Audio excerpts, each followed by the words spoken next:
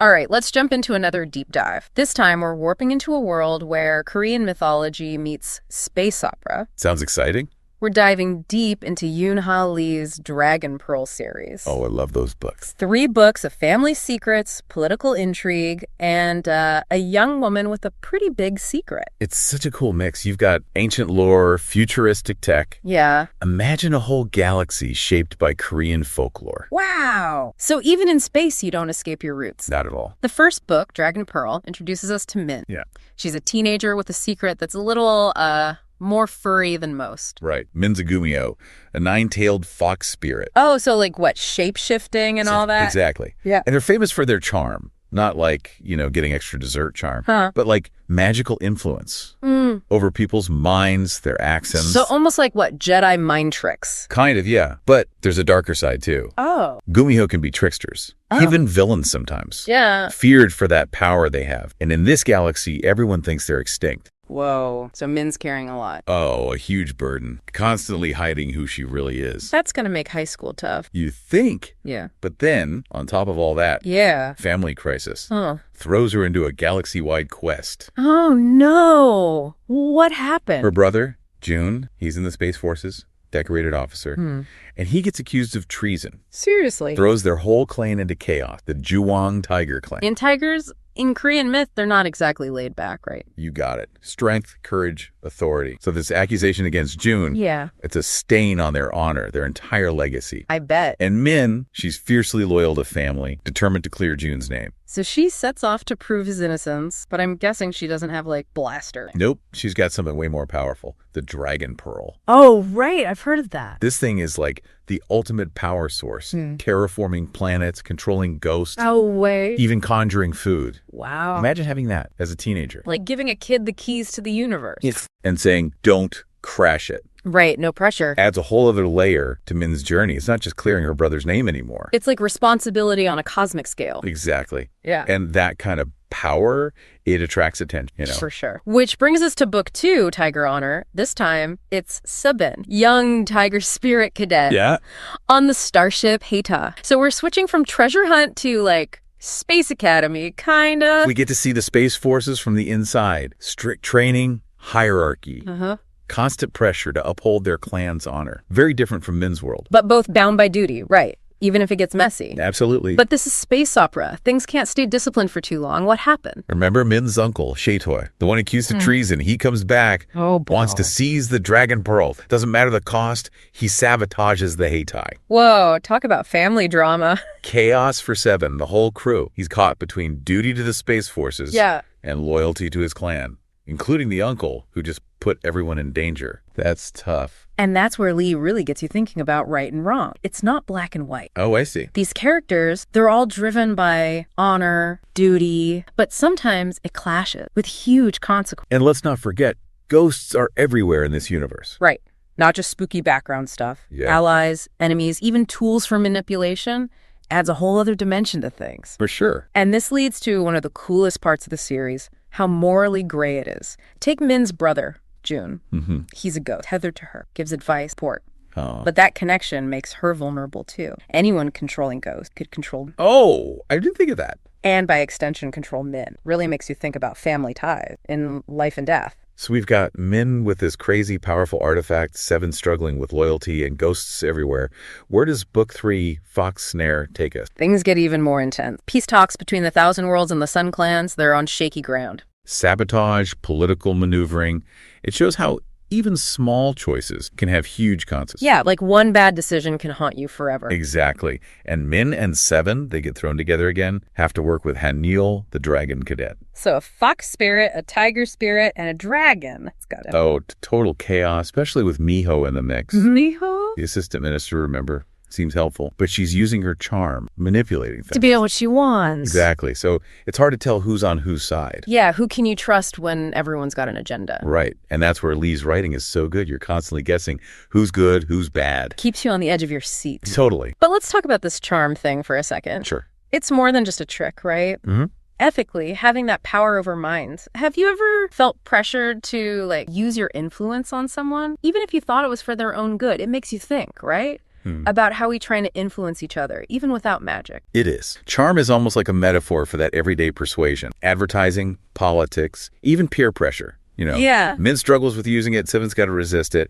And then Miho, she embraces it, shows how seductive power can be. And how easily it can be abused. Yeah. So back to the story. All this leads to a showdown on the planet Jiaxuzhong, doesn't it? It does. And Jiaxuzhong isn't just any planet. It's harsh, unforgiving. Yeah, it's rough. Reflects the tension between the Thousand Worlds and the Sun clans. Even the planets pushing them to their limits. It's like a character in itself, adding to the drama. Absolutely. And on this hostile planet, Min, Sebin, Hanal, they're facing their enemies, but also themselves. Oh, that internal conflict. Yeah. Remember when Min uses the Dragon Pearl to create that tangerine grove? Oh, yeah. Beautiful, generous moment. But it attracts predators, too. Ah, I see. Showing how good intentions can backfire. Right, you can't always predict the conflict. And that leads to one of the big questions. What does it mean to use power responsibly? Especially when you're dealing with forces you don't fully understand. So we've got this political tension, a hostile planet, and characters wrestling with these huge moral dilemmas. Sounds like the perfect recipe for an explosive finale. What happens in the ice cap? Things go crazy fast. Miho tries to take control of this hidden starship, the Sejong Daewang. What's that? It was Admiral Pake's flagship, the former leader of the Space Forces,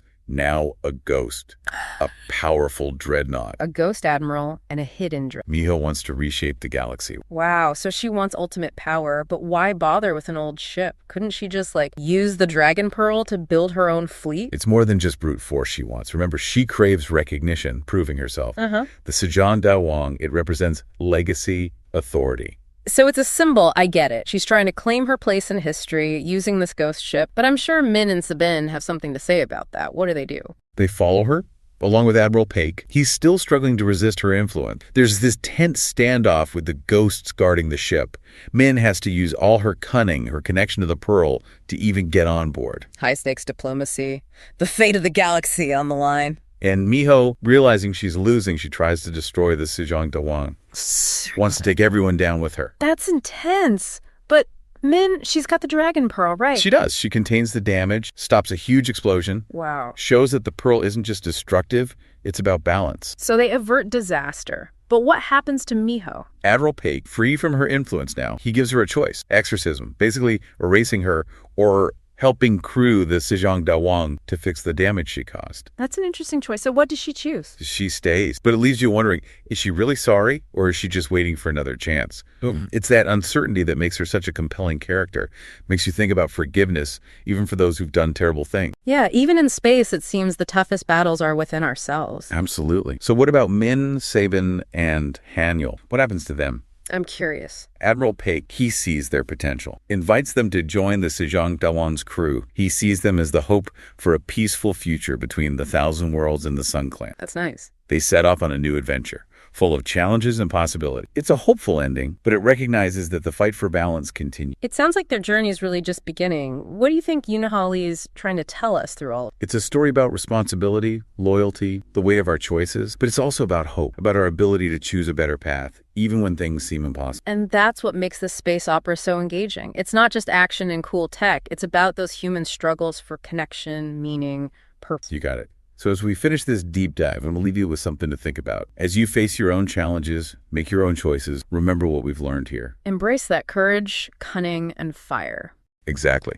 Even against the odds, you have the power to shape your own destiny. Well said. And for our listeners, if you want a space opera that's more than just lasers and explosions, one that digs into culture, morality, the human spirit, check out the Dragon Pearl series. You might just discover something amazing about this universe and yourself. So Min just went full Elsa on us, turned this whole ice battle into a magical garden. Right. But I doubt Miho's giving up that easily. Oh, she's persistent. The Oasis messes with her ghost control, but she escaped. Takes Hadil as hostage. Still fixated on that dreadnought. The Sejong Daewang. Yep, thinks it'll give her the power to, remake the galaxy. Wow, going for the ultimate power. But why go through all this for an old ship? Why not just use the Pearl to make her own fleet or something? It's not just about raw power for Miho. Right, she wants recognition. To prove herself. The Sejong Daewang, it's legacy, authority, a real symbol. So it's a statement, I get it, claiming her place in history with this ghost ship. But Min and Sebin aren't going to just let her walk off with it, are they? Of course not. They go after her. Admiral Pake's with them, too. Still under Miho's influence. Trying to fight it. They have to negotiate with the ghosts guarding the ship. It's intense. Min uses all her skills and the Pearl just to get on board. Talk about pressure. Ugh. Fate of the galaxy. And Miho, seeing she's cornered, Yeah. she tries to destroy the Sejong Daiwang, take everyone down with her. Talk about a scorched earth policy. But Min, she's not going to let that happen, right? Min uses the pearl, contains the damage, prevents a massive explosion. So they're safe. What about Miho? What happens to her? Admiral Pig, he's free of her influence now. Gives her a choice. Exorcism or helping crew the Sejong Dawang, repairing the damage she did. Wow, that's unexpected. It's not about revenge, it's about giving her a chance to atone. Powerful. What does she choose? She stays. But it leaves you wondering, is she really sorry or just waiting for another opportunity? That's what makes her so interesting. It makes you think about forgiveness, even for those who've done awful things. Even in space, some battles are fought within.